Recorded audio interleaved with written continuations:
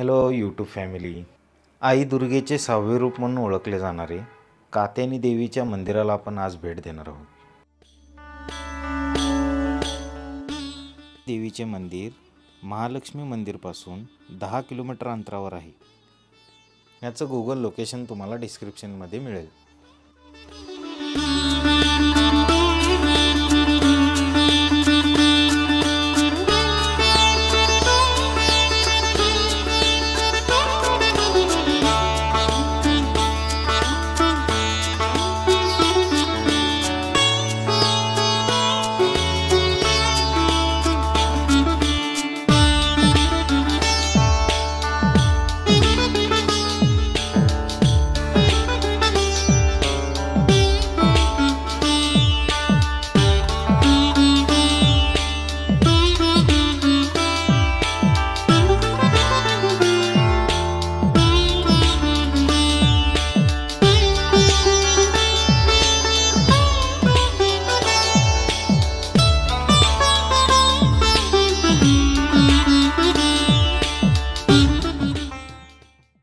ह्या मंदिराचे पुजारी रामचंद्र विष्णुगुरव हे आपल्याला या मंदिराची माहिती सांगतील.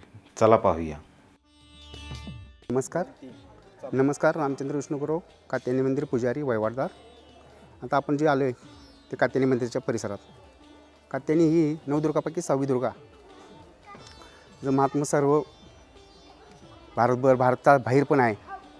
तर परशुराम हे जे देवीचं महात्मा आहे, याचं महात्मा असं आहे की कोल्हापूरच्या अंबाबाई महालक्ष्मीने भैरवाची योजना केली रक्तबीज नावाच्या दैत्याचा वध करण्यासाठी.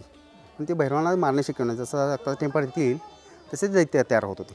भैरवाने कात्यायनीची आराधना केली. कात्यायनी प्रगट तिने काय केली, आपली 9 कोटी संख्या तयार केली की त्या रक्ताचा थेंब खाली पडू दिला नाही आणि ते पडेल ते स्वाहा केला आणि दैत्य मारला. ही जे महात्मा ऐकून परशुरामांचे पापमोचन ते कात्यायनी मंदिरात झाले. ते परशुरामांनी जे पृथ्वीभ्रमण केलं पाप संपण्यासाठी, त्यांचं पाप हे कात्यायनी मंदिराच्या परिसरात संपलेलं आहे. त्याच्या आज पण प्राचित पाठीमागं परशुराम तीर्थ या कुंडातून आपल्याला बघण्यास मिळते. हा नारायण स्वामींचा कट्टा आहे. पूर्वी इथं नारायण स्वामी बसून देवीची आराधना करत होते. त्यांची आज समाधी नरसिंहवाडीला आहे. तसंच हा समोरचा कुंड हा ज्यावेळी रक्तबीजाचे आणि भैरवाचे युद्ध चालू झाले त्यावेळी भैरवाची जे सेना मृत्यूत पडली त्यांना उठवण्यासाठी हे देवीने तयार केलेलं कुंड आहे.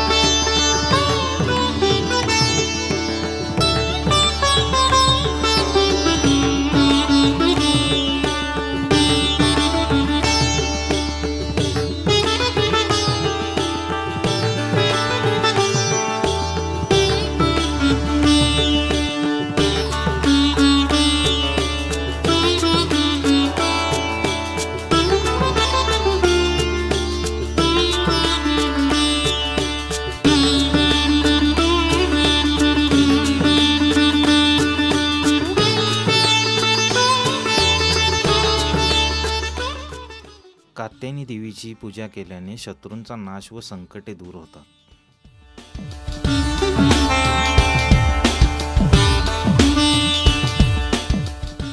अविवाहित मुलींचे लग्नाचे योग जुळून येतात आणि योग्य वरही मिळतो. कात्यायनी देवीच्या उपासनेने रोग, शोक, क्लेश, भय इत्यादींचा नाश होतो.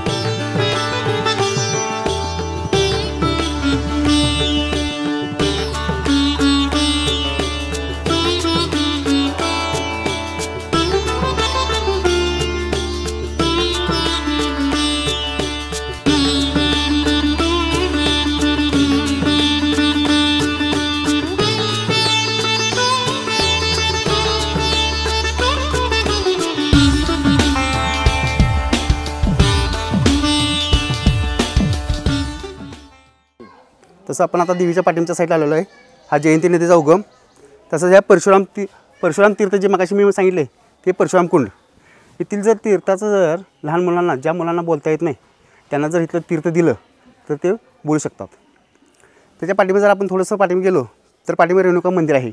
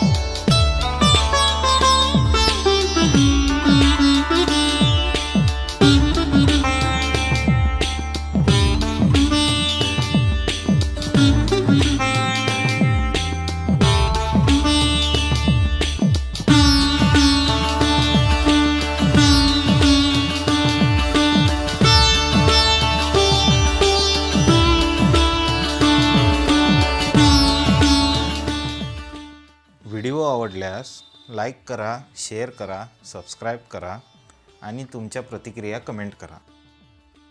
आणि या मंदिराला नक्की तुम्ही व्हिजिट करा. धन्यवाद.